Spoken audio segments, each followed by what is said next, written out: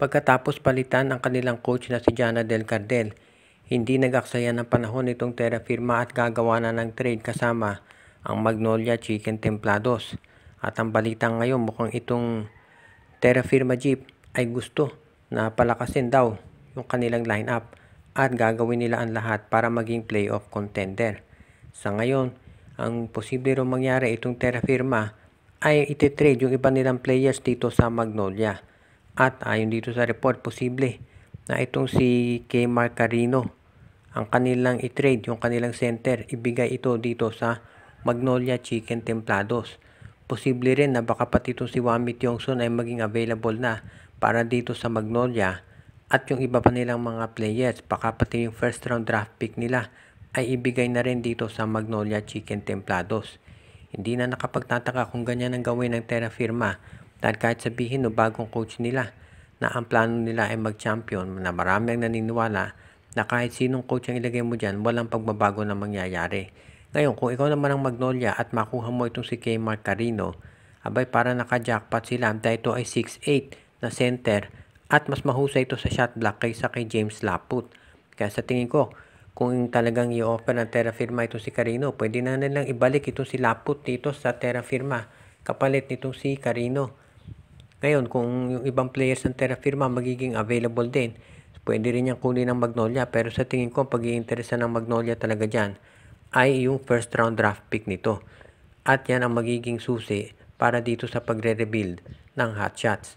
Kung sakaling makuha nga nila itong si Carino at yung first round draft pick nitong Terra Firma Jeep, magiging kompleto na yung lineup ng Magnolia.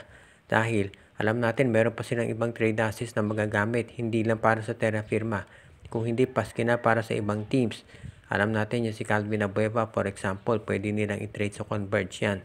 Kaya ngayon, itong Magnolia Chicken Templado, sigurado makikinabang yan dito sa nangyari sa Terra Firma. Dahil ang Terra Firma sigurado nagagawa yan ng trade pagkatapos nitong kumuha ng bagong coach. Ang magiging dahilan nga nila ay dahil bagong coach, bagong sistema.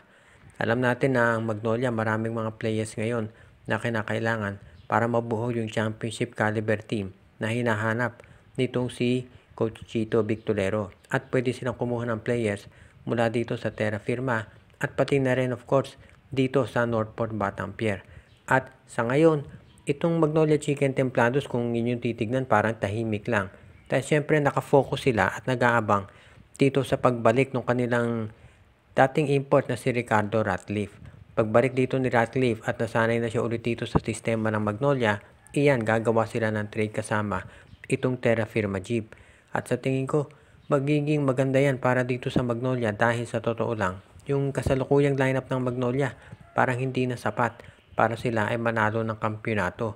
Dahil nakita nga natin dito sa last conference na hindi sila nakaabot dito sa finals. At yan ang dahilan kung ba't maraming naniniwala na dapat na talaga na itong Magnolia ay gumawa ng trade. At mukhang ganyan nga ang magiging resulta nito. Kukunin nila itong mga players ng Terra Firma, lalo na ngayon at bago coach nito at maghahanap niyan ng mga players na mag-fit sa sistema niya. Sa Magnolia actually ganyan din ang gusto nilang gawin. Kaya hindi na ako magtataka kung magkakaroon nga ng matinding pagbalasa dito sa lineup ng Magnolia at ang magiging trade partner nila ay itong Terra Firma Jeep. Kapag yan ay nangyari, asahan natin na marami magugulat dito sa mga trade transactions na gagawin ng Magnolia dahil sigurado na magiging matindi ang labanan dito.